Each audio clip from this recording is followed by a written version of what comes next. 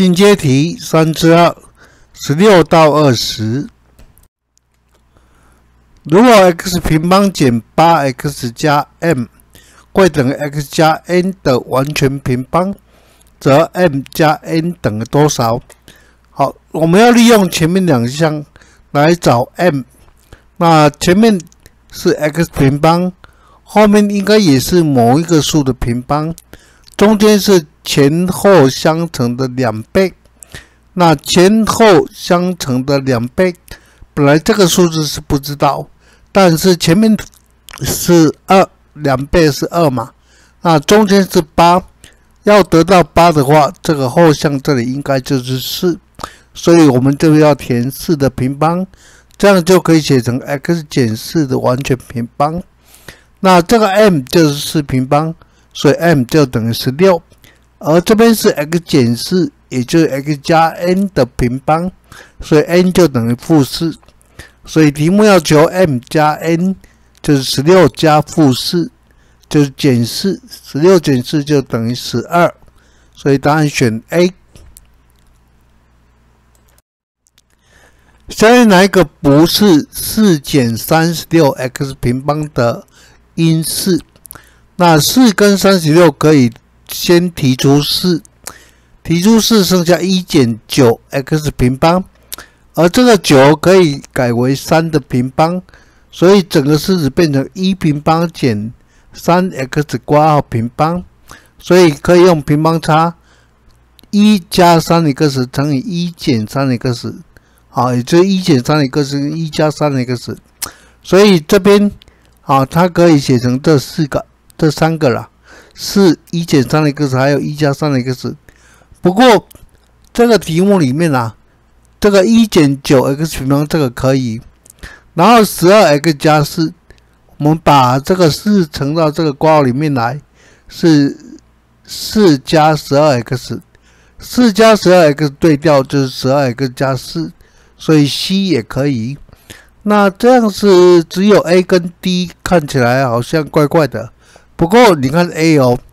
A 的话，它跟这个如果把这个全部乘以-1，它就会变成-1再减 3x。那你要乘以-1，后面要也多一个负号，这样才不会跟原式不同嘛。所以这边多一个负号，这里也多一个负号，所以这边改成这个-1减 3x， 其实也是它的因式。那你说这个可以吗？这个可以，这个对调也可以。也就是说，我把它改成 3x 减1，前面再多一个负号，好，这个又 3x 减1也是它的因式。好，所以这里面两个每一个都多一个负号，也就对调了，都可以，因为正的负的都可以嘛。所以现在这边只有 3x 平方减1，这个不是它的因式，所以答案选 D。因式分解这个多项式，那这个多项式它有共同的 y 减5，所以把 y 减5提出来，前面剩下 x 平方，后面是 4y 平方，而4可以改成2的平方，所以 2y 括号的完全平方。x 平方减 2y 括号平方就是前项加后项，就是 x 加 2y， 前项减后项就是 x 减 2y， 所以它可以分解成这3个一次式相乘，答案是可以选 C。下列哪一个无法化成 mx 加 n 的完全平方式？好，第一个 x 平方减 2x 乘以5，那如果要写成完全平方式的话，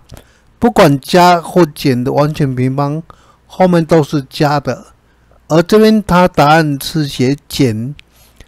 如果是加了就可以，它写减，所以不可以化成这样的形式的完全平方，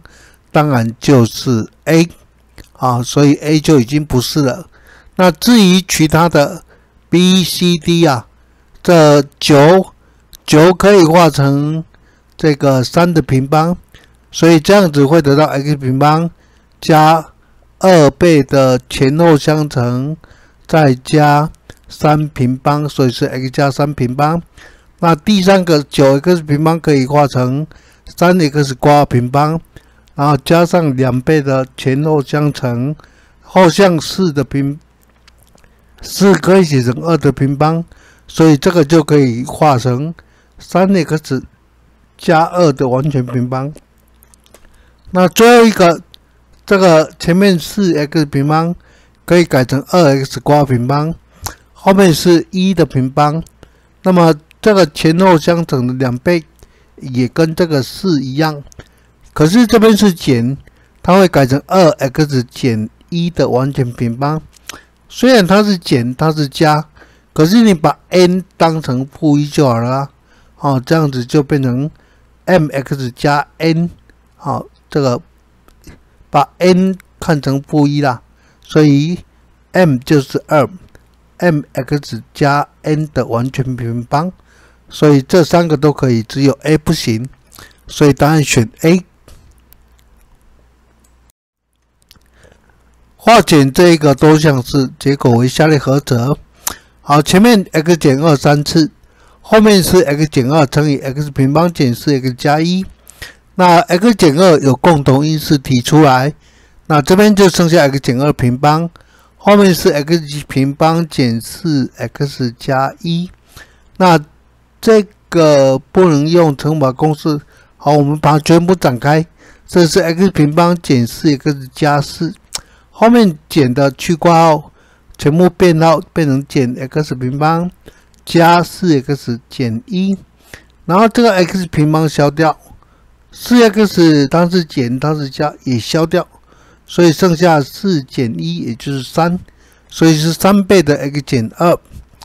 那这边没有 x 减2啦，所以把3乘进来是 3x 减6，所以答案是选 D。好，以上是16到20的解说。